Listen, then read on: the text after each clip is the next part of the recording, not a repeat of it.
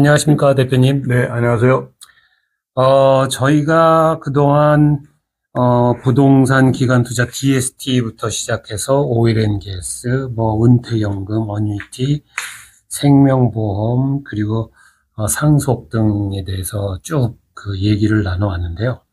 오늘은 그 중에 레가시, 상속 관련, 레가시 관련해서 1031 익스체인지에 대한 얘기, 또 리츠라고 불리는 그 상품에 대한 얘기도 좀 들어봤으면 좋겠습니다.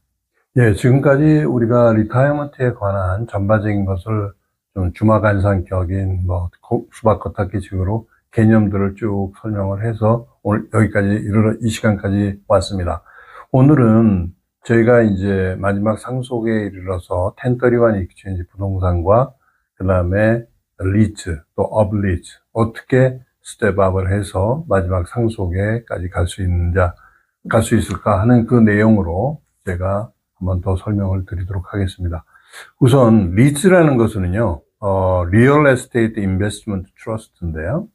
이것은 부동산 펀드를 운영하고 소유하는 회사가 리츠입니다. 그래서 리츠는 성장이 목적이 아니라 배당금을 받는 것이 목적이죠.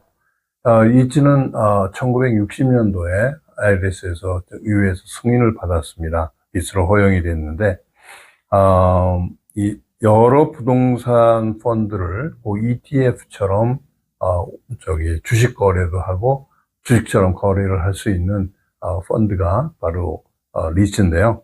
부동산 주식이라고 생각을 하시면 간단하겠습니다. 첫째, 이것은 가장 그 리츠의 장점은 뭐냐 하면 현금 유동성이 좋다. 그 다음에 위험 분산을 여러 개로 나눌 수가 있다. 그 대신 성장이 낮고 배당금이 상대적으로 적고, 그 다음에 그로스보다는 아까 말씀드린 대로 배당금 위주로 받는 것이 리츠입니다. 그러면 전번에도 설명을 드렸지만 우리가 DST하고 한번 대비를 한번 해볼까요? 리츠는 유가증권처럼 주식거래처럼 거래가 됩니다. 그러면 ETF처럼요. 그런데 여러분 DST는 어떻습니까? 델라웨어 스태튜토리 트러스트는 1031 익스체인지를 통해서든지 이런 것들은 주식이 아니고 리츠는 종이의 페이퍼입니다. 그런데 1031 익스체인지 부동산을 통해서 관련되는 DST 부동산은 실질적인 부동산입니다. 내가 어떤 그 부동산의 공동 소유주가 되는 것이죠. 그건 내가 디드와 같은 그런 증명서를 발급을 받습니다. 그렇게 되고 그 다음에 부동산이기 때문에 묶여 있는 기간이 있을 수가 있어요. 유동성이 아까 리츠는 유동성이 있어요. 캐시화를 할 수가 있어요. 쉽게. 그렇지만 1031 익스체인지 부동산 델라웨어 스태튜토리 DST는 5년이면 5년, 7년이면 7년 묶여 있어야 됩니다. 그런 면에서 유동성이 창출이 되지를 않겠죠. 이렇게 보시면 간단하게 부동산과 리츠를 구별하는데 왜 제가 오늘 리츠를 다시 설명을 드리느냐 하면 1031 익스체인지 부동산을 하다가 나중에 finally 가령 예를 들어서 500만 불을 1031 익스체인지 DST에서 500만 불을 받았어요.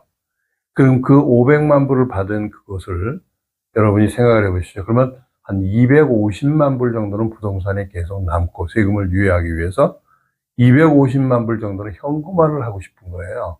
유동성 있게.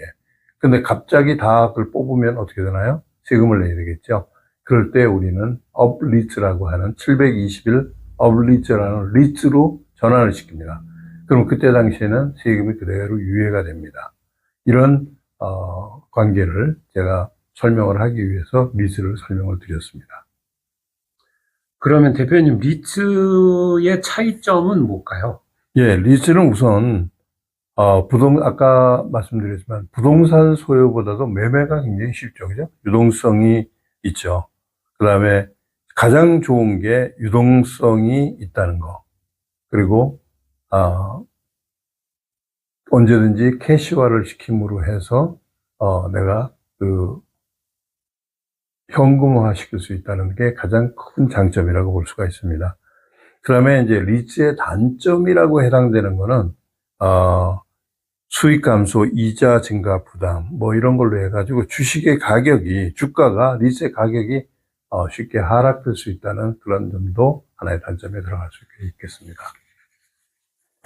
그렇다 그러면 이제 DST를 기존에 갖고 계시던 분이 일부를 리츠화하는 게 어떻게 보면은 수순이 될 수 있다는 얘기인데, 운영을 그럼 리츠는 어떻게 해야 되는지 좀 설명해 예. 주시겠습니까? 리츠는 배당금을 받는 거고요. 그다음에 이제 1031 익스체인지에서 나와가지고 그것을 세금을 그대로 유예받는 것을 하기 위해서, 유동성을 더 키우기 위해서 가는 방법이 업리츠입니다. 그쪽으로 업리츠로 가서 업리츠에 그 리츠로 가 있는 동안에 내가 그것을 팔아가지고 현금화하지 않을 때까지는 세금을 부과되지 않습니다. 그리고 그대로 업리츠로 가 있는 상태에서는 1031 익스체인지와 같이 스텝업을 할 수 있어서 상속의 도구로서 많이 사용될 수가 있죠.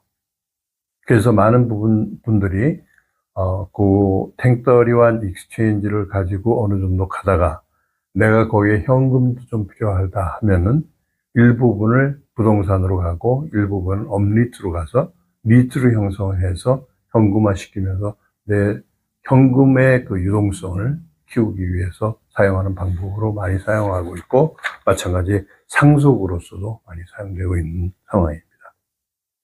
그렇다면 대표님, DST를 예를 들어서 10밀리언을 투자를 하고 있다가 어느 정도 본인이 원하는 연령대가 돼서 내가 이거의 일부 반은 좀 업리프트를 해서 써야 되겠다 라고 했을 때 대체적으로 그 수순을 좀 설명해 주실 수 있겠습니까? 좋습니다. 그러면 제가 가령 800만 불을 들여서 DST로 들어왔는데 5년 정도 후에 DST가 매각을 돼서 현찰로 가령 지금 한 1000만 불을 받게 됐다. 이렇게 됐으면은 200만 불의 캐피탈 게인이 생기겠죠. 800만 불 넣었는데 1000만 불이 됐으면. 그런데 나는 계속 부동산 시장에 남아있고 싶어요. 그러면 예를 들어서 600만 불짜리는 DST로 들어가든가 그냥 부동산으로 가고, 그 다음에 나머지 400만 불을 가지고 그걸 현금화하면 어떻게 되죠? 세금을 굉장히 많이 내겠죠. 그러니까 그 400만 불을 어디로 가느냐 하면 세금 이연도 다 받을 수 있게끔 업리츠로 리츠로 가는 겁니다. 그렇게 되면은 세금을 하나도 안 내고 다 유예를 시키면서 업리츠로 가 있는 400만 불은 내가 언제든지 그냥 현찰로 그것을 주식 매각을 했을 때 현찰로 사용할 수 있는 이점이 있겠죠. 그럼 400만 불 중에서 내가 한 50만 불만 써야 되겠다. 그럼 50만 불만 찾았을 때 50만 불에 해당되는 세금만 해당돼서 내면 되겠죠. 그래서 그런 면에서 현금의 유동성, 그다음에 상속, 이런 면에서 결국 그 1031 익스체인지 부동산이 그대로 가든가 아니면 내가 현금 그런 유용성을 위해서 업리츠로 가는 그런 것도 많이 사용을 하는 추세입니다. 그러면 대표님 예를 들어서 상속 말씀하셨는데 내가 10밀리언 DST를 가지고 있다가 그 중에 반을 업리츠를 해서 리츠에 500만 불을 갖고 있었는데 그 돈을 쓰지 못하고 뭐 증권처럼 팔아서 쓰려고 했는데 결국 쓰지 못하고 죽었다. 그랬을 때 그 세금 문제는 어떻게 됩니까? 네, 그대로 1031 익스체인지 부동산과 똑같이 DST와 마찬가지로 그대로 스텝업해서 상속자가 그대로 세금 없이 해석을 합니다. 그래서 그 상속자가 그것을 받아가지고 판매를 했을 때 그때 생기는 차액은 세금을 내야 되겠죠. 그때 당시에. 그러니까 이 사람의 원가가 500만 불인 겁니다. 받는 원가가. 그렇군요. 그러니까 리츠도 그 고객분들의 그 연령대에 따라서 어느 순간에는 고려하셔야 되는 그런 부분 중에 하나가 되겠습니다. 네, 많이 연로하신 부분들이 이제 부동산 DST도 또 기다리고 또 그렇고 해서 현금도 나중에 나이가 들어서 또 자녀분들한테 현금도 좀 필요하고 이럴 경우는 업리츠로 가는 경우도 상당히 많이 있죠. 그리고 업리츠를 가령 예를 들어서 500만 불이 업리츠가 됐다 그러면 이분들이 그걸 팔아가지고 600만 불이 되었으면 100만 불에 대한 소득세만 내면 되겠죠. 그다음에 그동안 늘어난 거에 대해서 는 세금은 이제 다 없어지는, 소멸되는 것이죠. 아, 네, 그렇군요. 뭐, 리츠에 대해서 오늘 말씀해 주셨는데, 그 외에 뭐 특별하게 말씀하신 거 있으신가요? 네, 그래서 저희들이 일반적으로 로드맵을, 우리가 축적된 그런 어떤 자금과 그런 것들을 어떻게 내가 리타이어먼트로 잘 사용할 수 있느냐, 또 내 축적된 부동산을 어떻게 잘 관리해서 스텝업 할 수 있느냐, 이런 것들도 다 연구를 해봤습니다. 그래서 그런 것들을 전체적인 정보를 잘 고려하셔서 나한테 맞는, 무엇보다 제일 먼저 옷도 나한테 맞는 옷을 입어야 되듯이 리타이어먼트와 또 이런 부동산의 계획도 나에 맞는 플랜을, 로드맵을 만들어서 가시는 것이 가장 중요하다, 이렇게 어드바이스를 드리고 싶습니다. 네, 그때까지 그 말씀 감사드리고요. 다음 해부터는 저희가 여태까지 짚어왔던 여러 가지 사항들 중에서 좀 더 세부적으로 예를 좀 들어가면서 좀 더 분석해 나가는 시간을 계속 갖도록 하겠습니다. 대표님, 감사합니다. 네, 감사합니다.